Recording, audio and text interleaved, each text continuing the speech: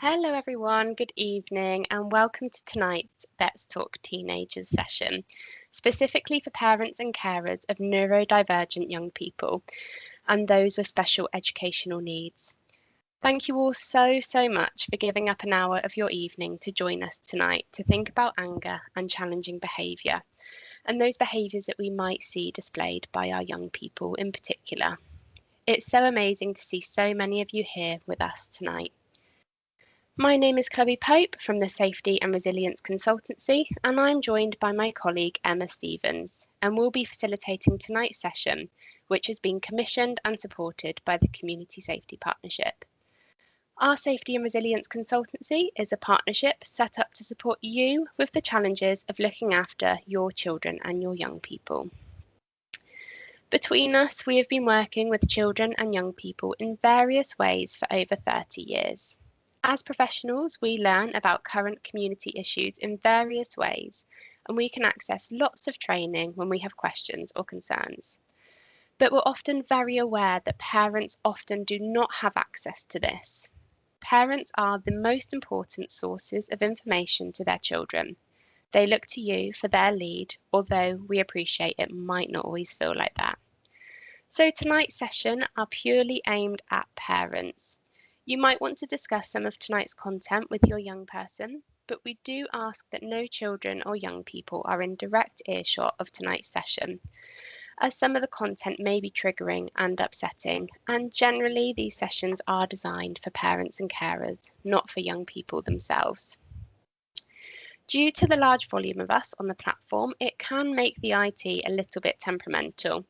You will see that your cameras are off and your mics are muted. This does also mean that unfortunately Emma and I cannot respond to raised hands during the session. But the chat bar is open, so please do put any comments or questions in. This is a great platform for supporting each other. If you have used a service or have some tools that worked for you, please do share this information.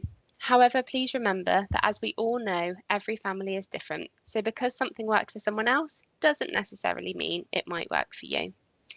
Very kindly, Jo Lewitt from the Let's Talk board is here with us tonight and will do her best to monitor the chat and pass over any questions to Emma and myself to answer.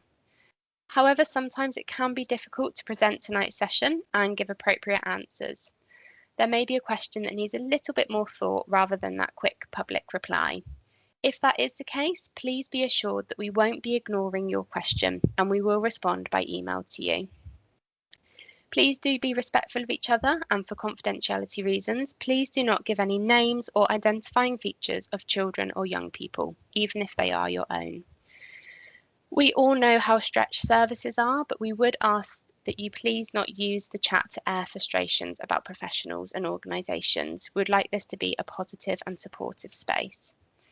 CPD certificates are available should you want one, and the email address to request this from will be shared at the end of tonight's session. Tonight's session will be being recorded and the link will be shared with you at a later date. Some of the content we will share tonight may be difficult for you to hear. We can't apologise for this, as it's important that you know what your children and young people are facing. But one positive of being at home and listening remotely on the sofa is that you can mute us, take a break, and when you return, we may have moved on. This is a great way of looking after yourself. Being responsible for teenagers is hard work, and to do a good job of this, you need to look after yourselves. We have run our series of Let's Talk Teenagers on a few occasions now. These sessions looked at a wide variety of community issues affecting our young people and what parents can do to support. From feedback received of these sessions, we identified that the guidance we were giving wasn't always the most effective ways in supporting neurodivergent young people or young people with special educational needs. As a result of this, we completed a series of parent focus groups in order to hear the voices of parents with neurodivergent children as to what does or what doesn't work for their children, which has led us to where we are now. So if any of you joined our previous Let's Talk sessions, thank you for joining us again. And anyone who is new to the Let's Talk Teenagers session, welcome. We hope you find tonight helpful. Please do remember that we're not a specialist support service, but we are here to try and equip you with the information and give lots of tips and tricks and strategies that you may find helpful. We are very aware that you all live with and look after your children, often 24/7, and know them best. A lot of the information we will share today has come from parents and carers, but don't forget that no two teenagers are the same and no two parents are the same. So often trial and error and persistence is needed to make the difference. So let's get into tonight's session, and I want to start by us watching a short clip.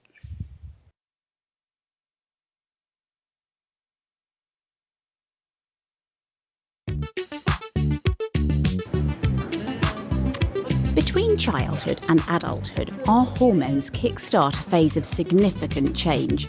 And while the physical changes of adolescence may be obvious, less visible are changes that these hormones trigger in our brains, which might just be responsible for turning our teenage years into a bit of a roller coaster. Throughout our lives, our brains undergo a process called neural pruning. The synapses through which our neurons communicate are either lost or strengthened, depending on how much we use them. Well-used synapses grow strong, while the weaker ones fade away. It's this process that makes us capable of faster, clearer, and more complex thought as we grow up. But, crucially, pruning happens at different rates in different areas of the brain. By the time we're adolescents, the neural networks that communicate emotion, risk and reward are well developed, while others, which may help us to plan, prioritise, think logically and moderate our social behaviour, are yet to mature. So, a potential mismatch between our emotion and our judgment arises just as our emotional and social worlds are becoming more complex, making an increase in social anxiety quite normal at this time. Researchers at the University of Oxford want to know how this might affect our behaviour as we progress through our teenage years. In a recent study, they focused on the social worries many of us feel as adolescents. When presented with photographs of ambiguous social scenes and asked to imagine themselves in the picture, anxious younger teens were more likely than others to perceive negativity. But while these heightened emotions and the struggle to control them can make adolescence a difficult time for some, it's also a golden time for learning and growth. The adolescent brain is particularly agile and flexible, and as such, it's especially open to new opportunities, new technologies, and new experiences. So while our teenage years may feel pretty weird, they're also pretty wonderful. To explore how your brain develops, visit www.oxfordsparks.ox.ac.uk and tell us what you think on our Facebook and Twitter. So a lovely clip to watch outlining what's going on inside your teenager's brain. However, if we look at anger in a little bit more detail, well, we all feel angry at times and want to challenge our world and the people within it, not just teenagers. Anger is absolutely a part of being human. It's a healthy emotion, which we might experience if we feel attacked, deceived, frustrated, invalidated, or unfairly treated, for example. And for neurodivergent young people, we know that they may also have some additional triggers for anger, including their sensory experience, changes to routine, and communication, for example. Anger has been essential throughout evolution to keep us all alive. It isn't necessarily a bad emotion. In fact, it can sometimes be useful. For example, feeling angry about something can help us to identify problems or things that are hurting us. It can motivate us to create change, achieve our goals, and move on. It can help to keep us safe and defend ourselves in those dangerous situations by giving us a burst of energy as part of our fight, flight, or freeze system, which I will come back to later. And for neurodivergent young people especially, anger might be the only way that they're able to communicate at times. So let's start by thinking about what happens at the start. So I touched on some triggers for anger, but just like us, our young people are likely to have some triggers that are unique to them. We also know that with neurodivergent young people, an angry outburst might be a build-up of several events that as parents we haven't noticed or we're completely unaware of. So I want to show you another video now, which relates to the spoons theory. Some of you may already be aware of this theory, but if you haven't, or if you're not aware, Here's a video that outlines this. I'm sorry that there's not much audio with this clip.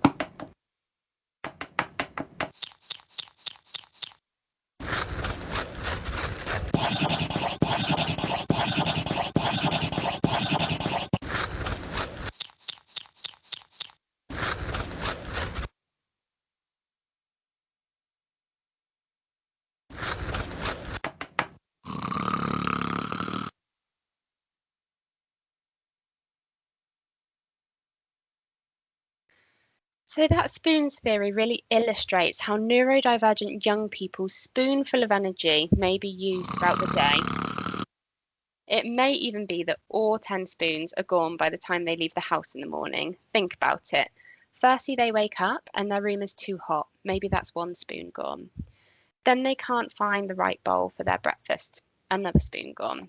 Next, their sibling starts blaring music. That could be 1, 2, or even 3 spoons gone. Then the neighbour knocks and asks you to move your car, so you have to leave the house briefly without warning. There's some more spoons gone. Then they put on their school uniform and splash some water on their shirt when brushing their teeth. And after the water hits their shirt, we see that angry episode. So was it the water that was splashing on their shirt that caused the episode? Maybe. Was it because the lights were bright in the bathroom and the toothpaste tasted different? Maybe. Or was it because they had absolutely no spoons left by the time this happened? Also, maybe.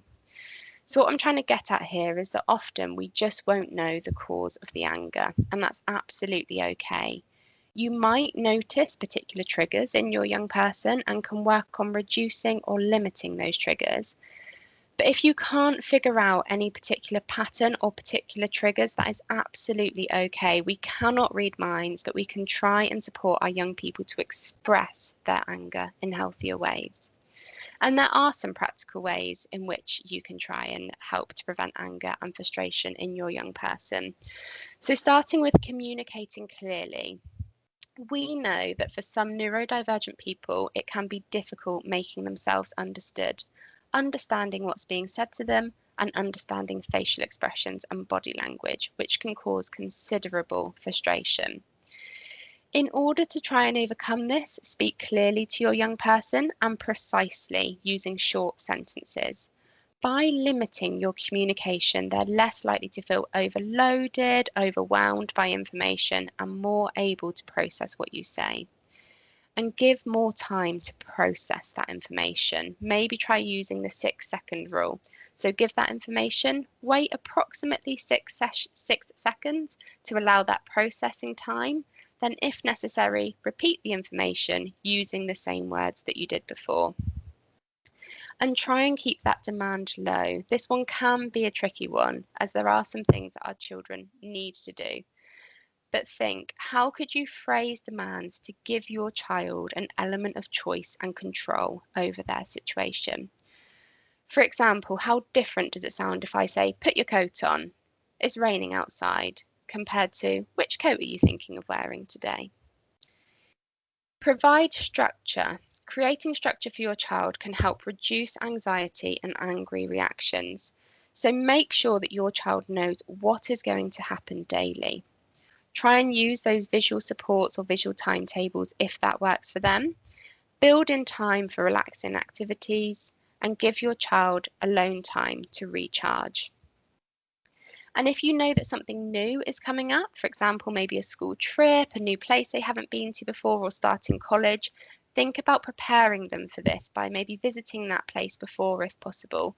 And do try and go when it's quiet. Maybe your young person could even take photos of the new environment to refer back to, or maybe there's a map that they can take away with them, or a leaflet or something like that. If you aren't able to go to that new place, could you access photos, maybe videos or information about it online, or even have a look on Google Street View to see what you can see on the map? You could then chat together about the plan, how they're going to get to that place, which way they might go into the new building, and if you do know of any supportive adults that may be present and they're able to help them, make sure that they're aware of who they are too. Of course, you might not have all of this information, but any type of preparations can reduce that anxiety significantly for our young people. And then we have help to identify emotions. So your young person may find it difficult to understand emotions due to that abstract nature. Not only this, emotions can feel very similar in our bodies, can't they? For example, butterflies in our tummy. Does that mean excited? Does that mean nervous? Does it mean anger? There are ways, however, to try and turn emotions into more concrete concepts, such as using scales. So you could use a traffic light system, or a visual thermometer, or a scale of 1 to 5 or 1 to 10, whatever works for your young person. For example, a green traffic light or a number 1 might mean I am calm.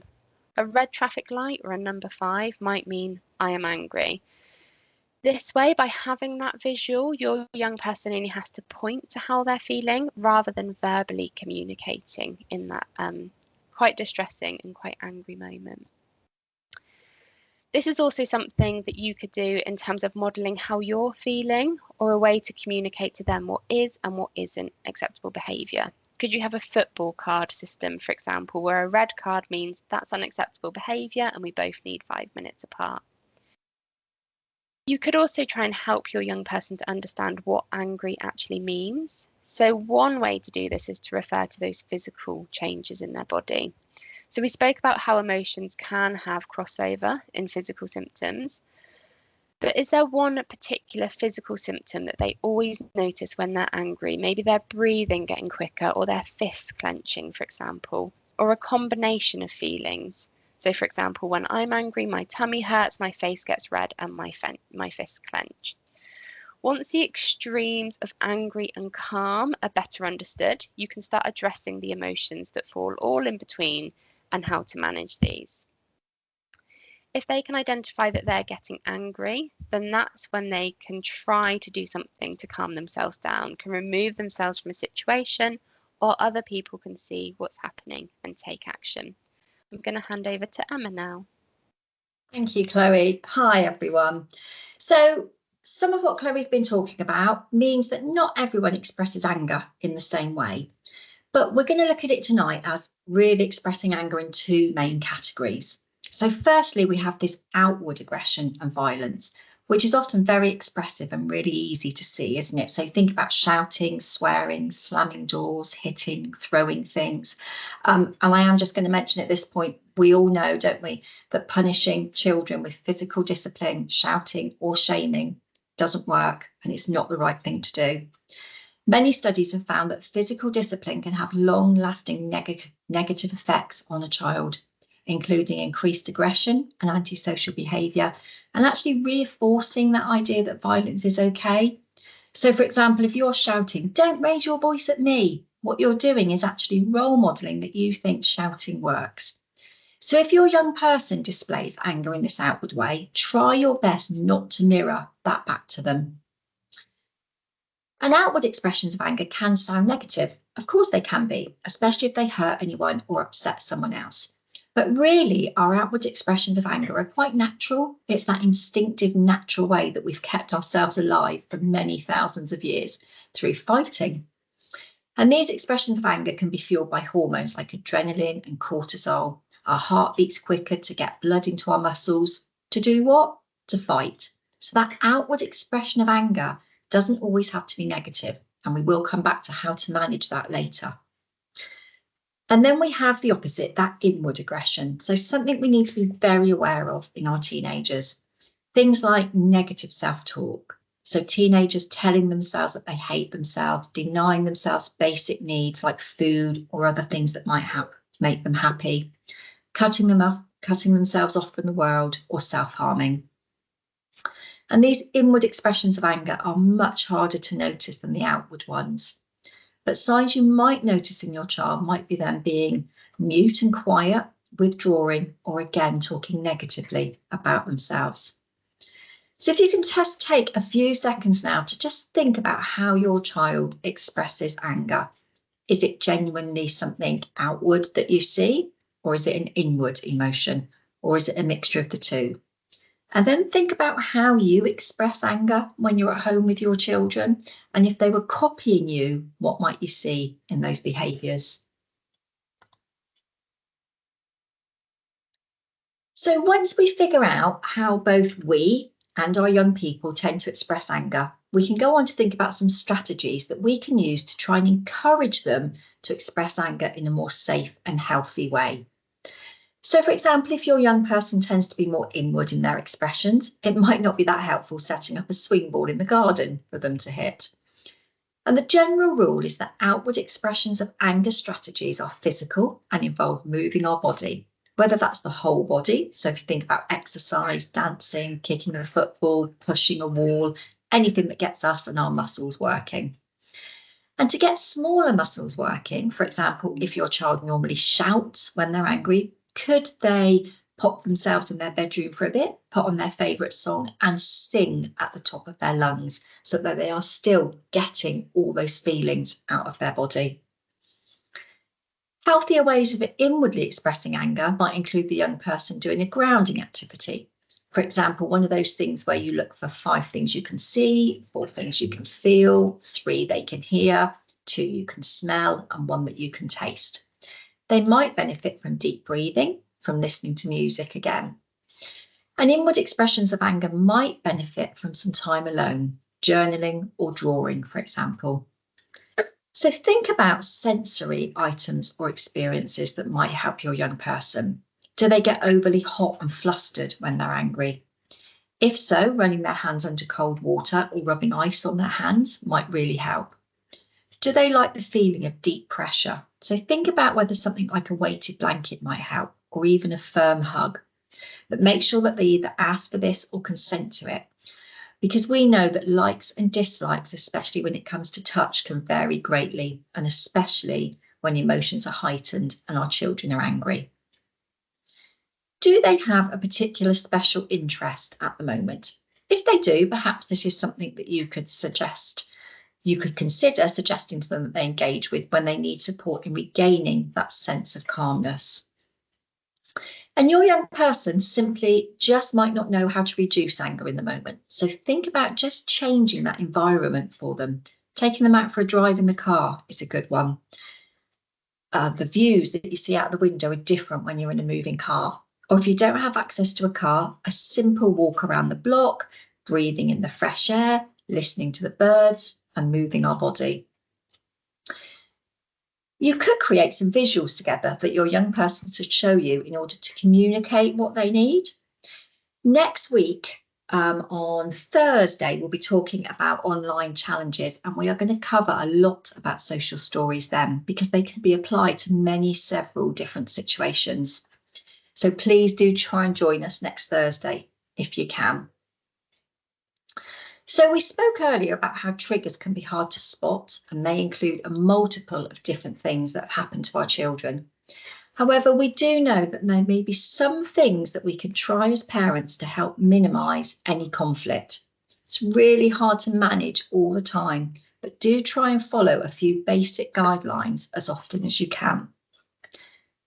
So try and avoid starting arguments. Try really hard to ignore the little things like the shrugs that you get or the rolling of their eyes, especially if your teenager is otherwise behaving in an acceptable way.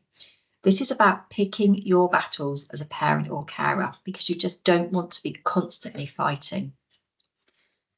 Try and avoid nagging. because our teenagers will tune out and they'll stop listening. And this will only increase your frustration and ends up leading to you feeling way more upset than they are. That pile of clothes on the stairs only upsets you. They really don't notice it. And if they aren't listening, then there's no point in you talking to them. Come back to it at another time. Try to stay calm, even if your child reacts with attitude or talks back. Talk in your normal voice without raising it.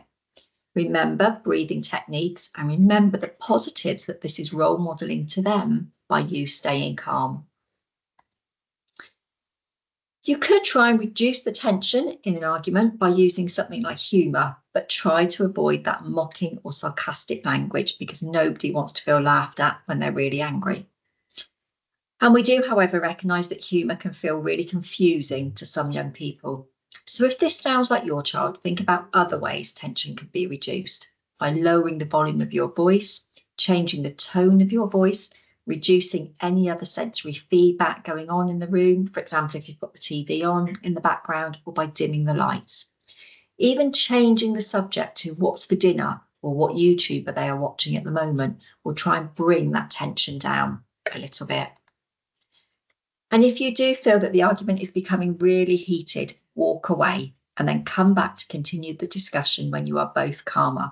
We're all more likely to be reasonable and respond positively when we are calm.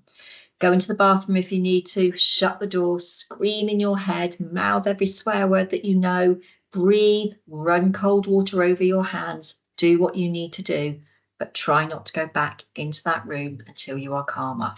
Chloe. Thank you, Emma. So we're not suggesting that you let absolutely everything go and never confront your teenagers, but knowing how and when to talk to your teenager really is key. How can you talk seriously with them about the issues affecting them without getting upset or angry? And importantly, how can you make sure that conversation is effective and will really change things? So we have a few tips that you can use to be able to have that meaningful conversation with your child that shows them that you care and you want things to change. So firstly, choose the right time and place. Pick your moment. Jumping in when you're both tired and as soon as your young person arrives home may see that door slammed firmly in your face, especially if they're in those minor spoon figures that we spoke about. It might help to start a conversation while walking outside or doing an activity, which can help your child to feel more relaxed and make it feel less like one big, really serious chat. It can also help both of you to be in that neutral space. So, for example, not in your bedroom and not in their bedroom. And you're the leading expert when it comes to your child. You can tell when they aren't in the mood to talk or when they aren't responding to your attempts. Pick your moment. You will absolutely both say things you will regret when you're angry or scared or upset. Reassure them that if they don't want to talk to you right now, they can talk to you at any time. The car can be a really great place to talk, or when you're cooking, so that any of that pressure around eye contact is reduced. Also, starting by talking about someone else can be really helpful. So, I hear Tanya was in trouble again at the weekend. What do you think her parents could do to help? What would you do? You can also follow up these conversations with encouragers such as, I'm here for you if you want to talk, but if you want to talk to someone else, that's absolutely fine too. Or even just, I love you, nothing can change that. Even if I don't understand what you're going through, I'm trying to. Emma spoke to us a little bit about using visuals and using social stories. So we just wanted to show you this quick clip now where it kind of demonstrates some different visuals that you can use. And then I'll come back to you and think about some other ways that we can communicate with our children.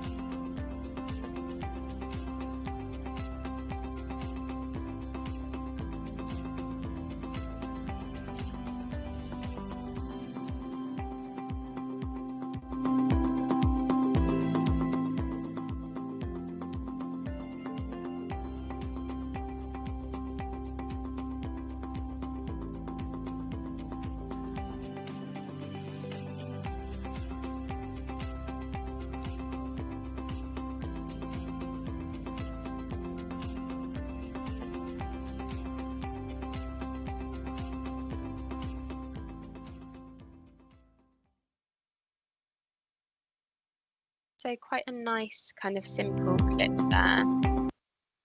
And I just really like the visuals in that one. They're quite clear. However, for some of your children, they might benefit from seeing visuals of themselves, for example. So think about taking photos of them as well when using visuals. So have you ever thought about texting your child? Emma, sorry, can you go on one slide? Thank you.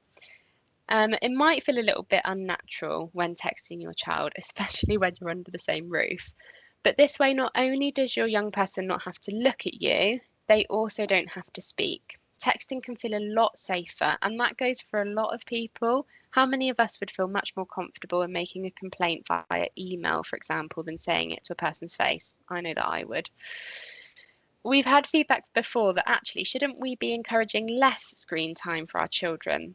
Well, yes, in some cases, but in others, if your child's screen is their safe place, then go with it. If that's the way that they feel most comfortable in communicating with you, then absolutely follow their lead on that. Coming back to that idea of picking your battles. If you're really concerned about your child's anger levels or emotions, could you come up with an emoji language, for example? Maybe an emoji for I'm angry and I'm not safe and I need you to help me.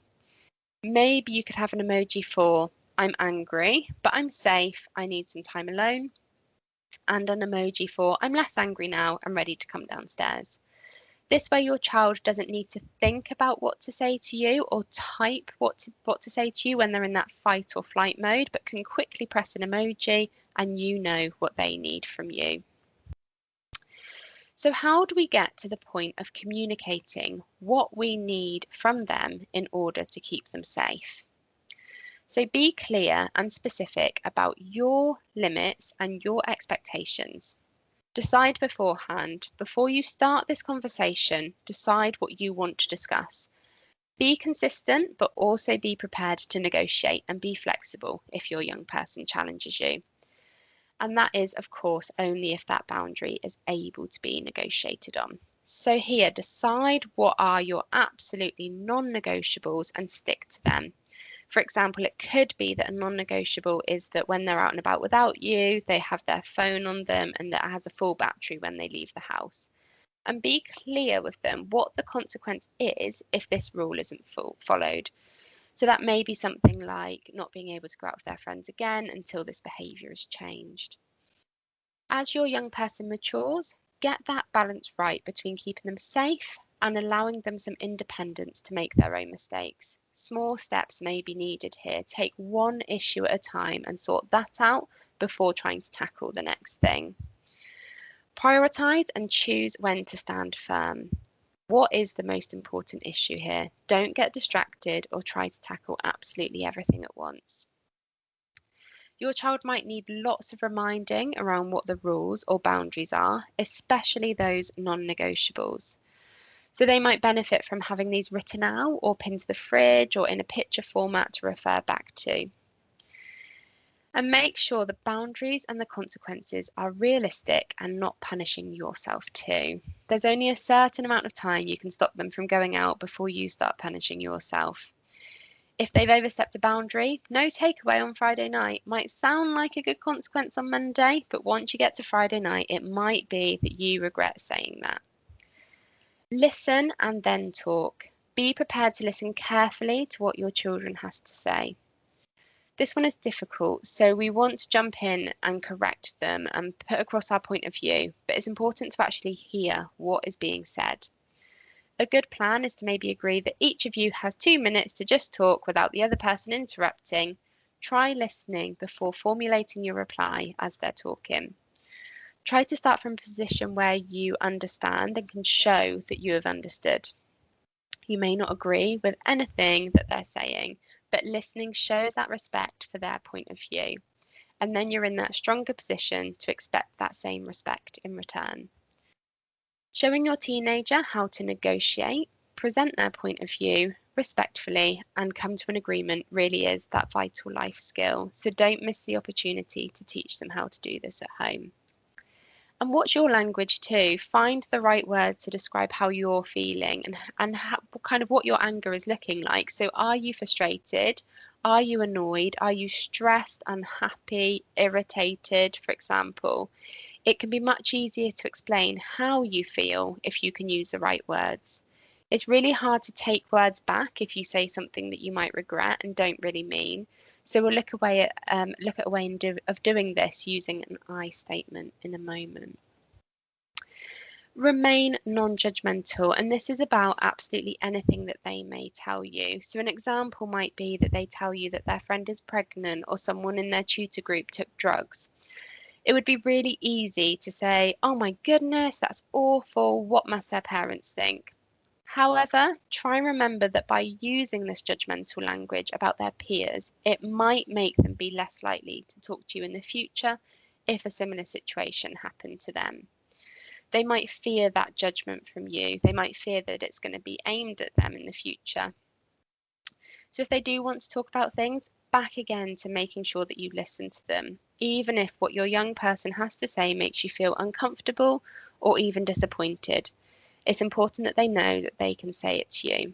Reacting negatively is likely to make them cautious about being honest, so do take them seriously, count to 5 and breathe before you respond.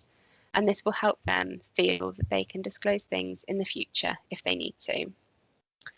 And then we have nurture. We all need to feel that we're loved and we're looked after. It's human nature and it's what helps our young people to thrive. So lessen that pressure when you do talk to them. Make them a nice hot chocolate or grab them a nice lolly from the freezer when they want to speak to you about something. And if you're working or busy and feel like passing ships in the night, leave them a little note on their bed or a chocolate bar or a face mask when they get home, just to let them know that you love them. And finally, praise and make it heartfelt and genuine. I'm sure that we can all remember a time when our parents said something sarcastic to us when we were teenagers after we had tried to make an effort. Things like, oh, you've decided to join us at the dinner table tonight, have you? Or it's nice to finally see you without that game in front of your face. Here we're almost giving that backhanded praise. We're acknowledging that, yes, they've done something nice, but it's almost being phrased as a punishment. So think about ways that you can praise them without using sarcasm. Thank you for trying to sort this out with me. It means a lot. That sentence can go a really long way. Emma. Thank you, Chloe. So there's a little bit more support we can give you with communication, which comes from something called the I message technique. An I message or an I statement is a style of communication that focuses on the feelings or the beliefs of the speaker. So I messages allow you to provide feedback safely to your teenager whilst avoiding put downs, judgments, or assigning blame. All those things that we're trying to stay away from, while still getting our message across. So there are 3 types of information we always need in any situation when providing feedback to a young person about their behaviour. We need to be describing the behaviour that we're concerned with, owning the feeling the behaviour creates, and then naming the effect that that behaviour has. So description of the behaviour is necessary to inform your young person what the problem is. And this should always be included in messaging, otherwise they won't know what behaviour we're asking them to change. So if we use this to maybe think about a teenager who's constantly coming home late, we can use this iMessaging in our conversation, probably the next morning though, when you're both calm and you've both had some sleep. So we need these 4 components. So we're saying, when you come home late, I feel scared or worried because I don't know if you are safe. And what I need is for us to try and find a solution. So this is much less confrontational and hopefully gives you a start on some more neutral ground. However, despite all of these great conversations you might be having, teenagers answering back or arguing is a natural part of them growing up. But when the arguments start to cause you a lot of concern or distress for both of you, it's time to look at another strategy. All families have arguments from time to time, especially as your children grow into young adults. We know this. Families won't always get on all the time. But let's try and look at what is causing the arguments so that you might be able to break a pattern if there is one. So what is it you're arguing about? Stop and think about what it is that triggers the argument. Where do the arguments happen? When is it most often? Or is it lots of little arguments about many different things? Or is it one big disagreement that just keeps on going and never gets sorted out? And who gets involved? Does it start with 2 people and then everyone starts to join in? It might help you to write your answers down to these questions and look a little bit deeper at the causes of some of these arguments. Because once you've written your answers down, a pattern might emerge, or you might very clearly see one issue that needs to be discussed. It might be that you realise you always fall out on a Tuesday and a Thursday evening. So think about what happens on these days, which might be a trigger. So let's look at an example. So if we start at the top with define the conflict. So your teenager was supposed to be home at 9, it's now 10, and this is the second or third time this week it's happened.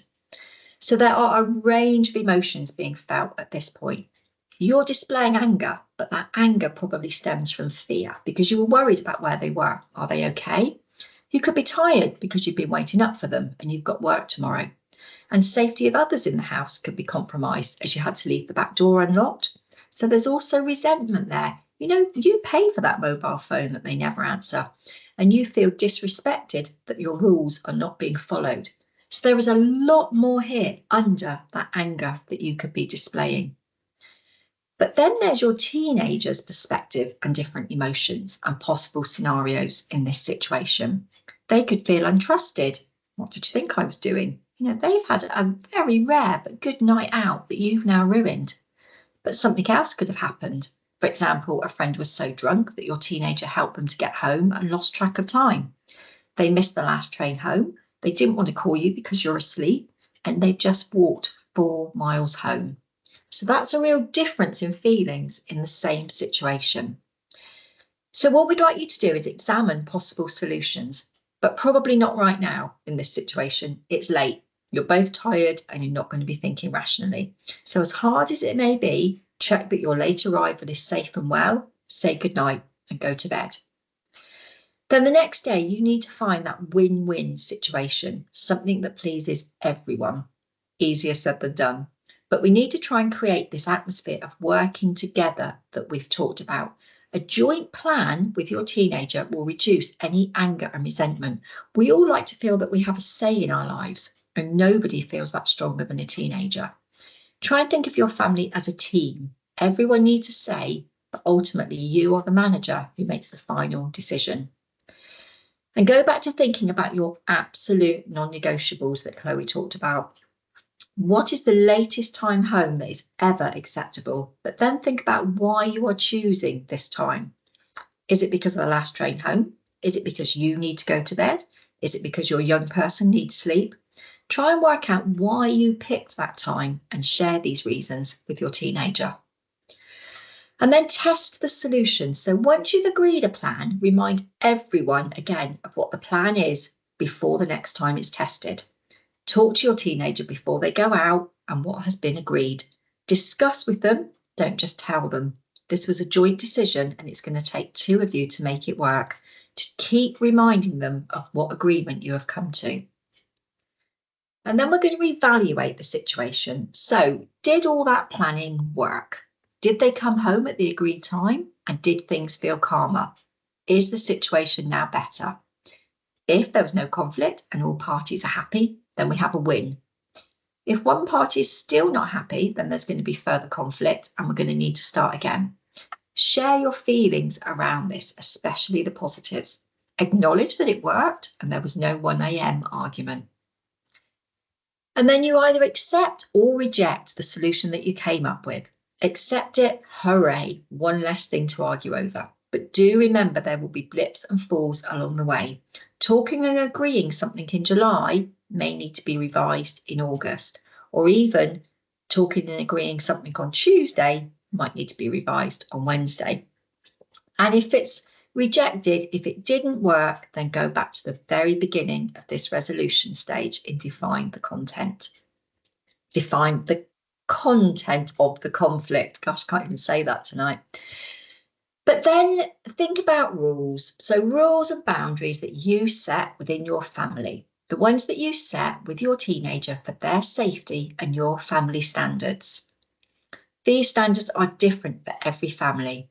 For example, do you allow swearing in your house? That's a big no in some families. In others, it's perfectly acceptable. Do you allow shoes on in the house? Do you allow mobiles at the table? Do you allow body piercings and tattoos? If we asked for answers from you all tonight, you would all have a different take on your own family's rules. And this can be difficult for our young people to understand. It can be confusing. You've said that I can't do X, Y, and Z, but a girl in my class can do those things. So you're going to have those conversations about how families are different and give your reasoning for the rules and boundaries that you set. Remember that saying, because I said so, doesn't work. Think about empathy. We've looked at this tonight, haven't we? Try and remember how it was for you as a teenager.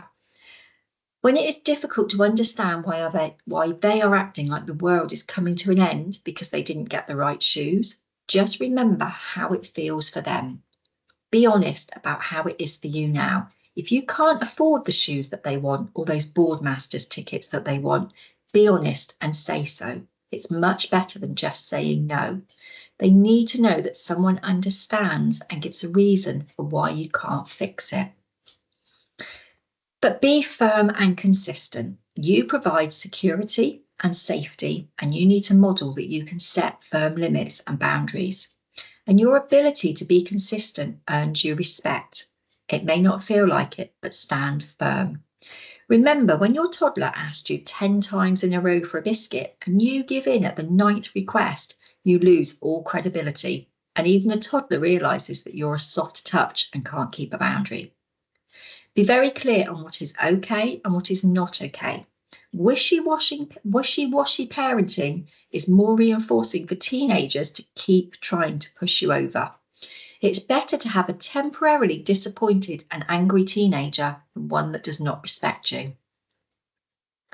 And have your own sense of self. So your young person's emotions are not your emotions.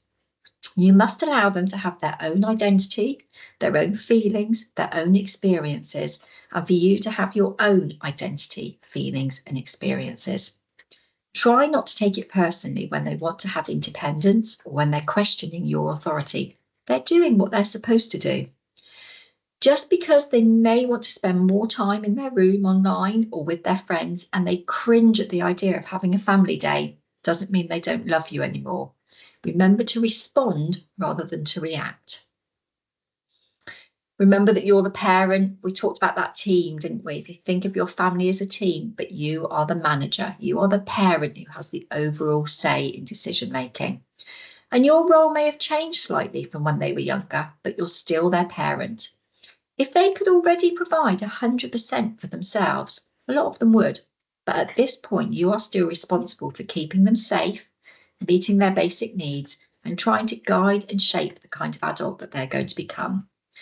Your teenagers need to know that you love them unconditionally and that you are on their team no matter what, but you still make the rules.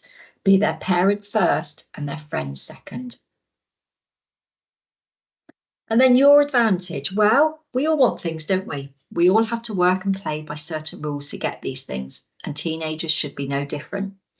So try, instead of taking things away, to give them incentives and teach them that you don't always get everything you want handed to you. Try and avoid power struggles and place the responsibility back for them. They're in charge of their success. For example, with older teenagers, if they want to use the car, no problem. But the deal is that they fill it up with petrol, they clean it once a week, and they complete all their homework first. Then they get the privilege of driving the car. And if they are still struggling with these responsibilities, then ask them to come and talk to you. But that's the deal. Put it on them, but remember to deliver your end. Don't change the rules at the last minute because this is so confusing and you're going to lose their trust. Whatever motivates your teenager, make it a privilege. Sports, time with friends, technology, increased freedom, these are all opportunities for them to earn what they want in exchange for good and appropriate behaviour. I'm just going to touch on privacy for a minute. Everyone needs their own space and privacy. Going through their phone or personal belongings is not a good idea unless there are imminent safety issues or concerns. And with social media, which we will look at next week, it's hard to find the balance sometimes between safety and respecting your teenager's privacy. You can always be proactive and establish these rules in advance, such as limiting internet time, setting parental controls, and checking your teen's online posts periodically. But just keep in mind that if they're going to break the rules around privacy, they will usually find a way. Break the trust here, though, and you're almost doomed, aren't you? Trust is really important. You need to trust them until they break that trust. And finally, united front. So make a team around you. If you're part of a couple, share these boundaries with your other half so that you're both saying the same thing. Teenagers love to divide and conquer. Don't play good cop, bad cop, because actually sticking together will make you stronger. Harder if you're separated parents who don't always get along, but you can still maintain the rules during the time that they spend with you. And then we want to look a little bit about positive relationships before we finish tonight. So how do we even begin to build these positive relationships if there's been an argument or an incident or you seem to be always in conflict with each other? So back to the continuing thread of all our sessions, which is communication. You can only have a happy family life if you really know the people that you live with. Who is your teenager? What do they like and dislike? And what are their dreams for the future? And young people are often intrigued by how their family has developed over time. A family tree can be a great way of explaining the change in your family or exploring and understanding relationships. So grab a large piece of paper, use colours, shapes, pictures, and your imagination. Think about grandparents and other especially important people or pets on your family tree. Start by showing your immediate family members and draw lines to connect all the generations. You can then keep adding to it and see how your family changes over time. Your young people can really benefit from seeing themselves within a line of family members and can get real insights into family members who they think that they might be like. Try and plan a family trip or some one-to-one time with your teenager to get to know them. Doesn't have to be expensive. Even taking them to the supermarket will allow you to spend some time together. Try the Couch to 5K if you need them to get them outdoors. Ask them to teach you how to play Fortnite. Ask them to host and plan a family dinner party. Your first 100 suggestions might get sneered at, but persevere. This relationship is worth building. Or your teenager might have a suggestion. It might be something that you're not usually interested in, but go with it. Your teenagers will feel so valued and seen by you if interest is shown in their interests. And before we let you go tonight, we just want to go back to basics again. Remember to encourage those healthy habits in diet, exercise, and sleep. Problem solve together as part of a team. Always show interest in what's happening in their life and really celebrate their achievements. And try and spend that one-to-one time whenever you can together as a family. Being a parent is so rewarding, inspiring and fun, but we know it can also be tiring, frustrating and demoralising, sometimes all in the space of an hour. It takes a lot of energy and your brain's doing a lot of the work. It will be compensating for the areas of growth and development that your teenager's brain is going through, and you need to support and encourage them. And this can sometimes stretch you to your limits. It's very important that you factor time in to recharge, that you have friends or peers that you can talk to and activities that you enjoy, helping you to provide the support that your teenager needs. Remember to schedule in some time for you, practice self-care and looking after yourself. Chloe. Thank you, Emma. So some signposting is on your screen now. We will send these details out via email, hopefully tomorrow, but do feel free to take a screenshot or a photo of the screen now.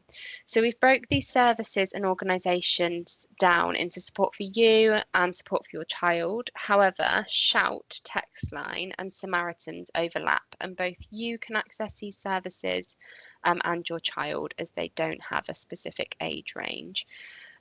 However, when kind of signposting for your child, do think about how they manage waiting times. Generally, Samaritans don't have waiting times. If you contact the Samaritans, it will go to your local area, and if they're busy, it will then go to the next local area. Whereas I believe with Shout, there sometimes can be a little bit of a wait. For services specific to autism in your area, do head to the National Autistic Society Service Directory website. The National Autistic Society and the Ambitious About Autism website are also great websites to explore themselves, with a wealth of information, articles and resources for autistic people and you as parents and carers. And if you're living in Devon and require information, advice and support on special educational needs and disability, then we recommend that you check out the Devon Information and Advice Service, or DIAS for short. And then we have the Devon Family Hub's request for support, which unfortunately is only available if you're living in Devon. But if you're joining us from elsewhere tonight, do have a Google as to whether your locality has a family hub and what they offer. To request a contact from Devon Family Hubs, scan the top QR code, and to find out more about what they can do, scan the middle QR code, and for their website, the bottom QR code. We'll leave this up for a couple more seconds now to allow you the time to scan those QR codes, but again, this information will be emailed to you. So we wanted to finish by saying a massive thank you for coming along to tonight's session. It's been great having you all here, and we really hope that you can take away something useful from this session. We appreciate that it's been tricky at times and we've discussed some really serious topics. So do try and talk to your family about the things we've discussed tonight. And it might not feel like much, but just knocking on your teenager's door and popping in to say goodnight really can make the world of difference. We'll be here again next week looking at healthy relationships on Tuesday and online challenges on Thursday. So if you haven't already, please do sign up. We'd love to have you join us. If you would like a CPD certificate, please email Claire, whose email address is on screen now. And if you have a couple of minutes spare, we would so appreciate if you could scan the QR code on screen now to give us some feedback from tonight's session. This is our first time running this session, so any learning we can take away to help guide future sessions would be so appreciated. The feedback also helps with funding these sessions to ensure that we can keep running these webinars for parents and carers. And this is very much the start of the conversation. We will be anonymously sharing your feedback with partner agencies. Each partner agency will deal with this feedback differently, but just know that your voices are absolutely heard by us, and we will be advocating on yours and your children's behalf when talking to services. Thank you again for joining us tonight. It's been such a pleasure to speak to you all. We hope that it was helpful, and we hope you enjoy the rest of your evening. Hopefully we'll see you again next week. Thank you and good night. Thank you, everyone. Good night.